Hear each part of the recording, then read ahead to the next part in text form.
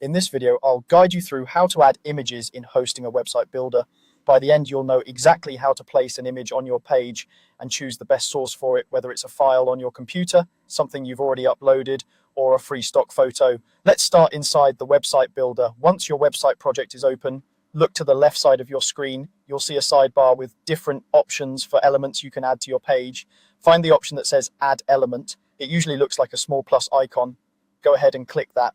When you click Add Element, a panel will appear showing you different types of content you can add, like text, buttons, galleries, and more. From this list, locate the image element. This is what you'll use to place a single image on your page. Now, instead of just clicking it, you'll want to drag and drop it. Click and hold the image element, then drag it onto your page. As you move it around, you'll see guidelines or highlighted areas showing you where the image can be placed.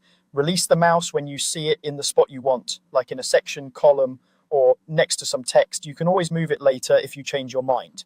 Once you drop the image element into place, a placeholder image will appear. This is just a temporary picture that shows you where the final image will go. To replace it with your own, click directly on the placeholder image. A small menu or panel will appear with an option that says Change Image. Click that. Now you'll see three main options for choosing your image: upload, media library, and free images. Let's quickly go through what each one does so you know which choice is best for your situation. If you click upload, you can select a file directly from your computer. This is perfect if you've created your own graphics, taken your own photos, or downloaded specific images you want to use. Just note that there is usually a maximum file size, in this case, up to 15 megabytes.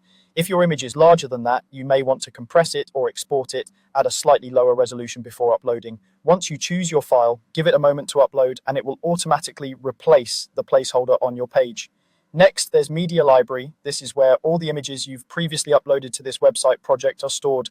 If you've already used certain images on other pages or sections, you don't need to upload them again. Simply open the Media Library, browse through your existing files, and pick the one you want. This helps keep your site consistent and saves time. Finally, you have free images. This option connects you to an integrated Unsplash library, which is a large collection of high-quality, royalty-free photos. When you choose free images, you can search by keyword like office, nature, or restaurant and scroll through the results. When you find a photo that fits your design, select it, and it will be inserted into your page just like an uploaded image. After your image is in place, you can usually click and drag the corners to resize it or move it to adjust the layout. Take a moment to preview your page to make sure the image looks good on both desktop and mobile views. And that's all there is to it. You've learned how to add an image element, replace the placeholder, and choose between uploading your own file, reusing images from the media library, or browsing free photos through Unsplash in hosting a website builder.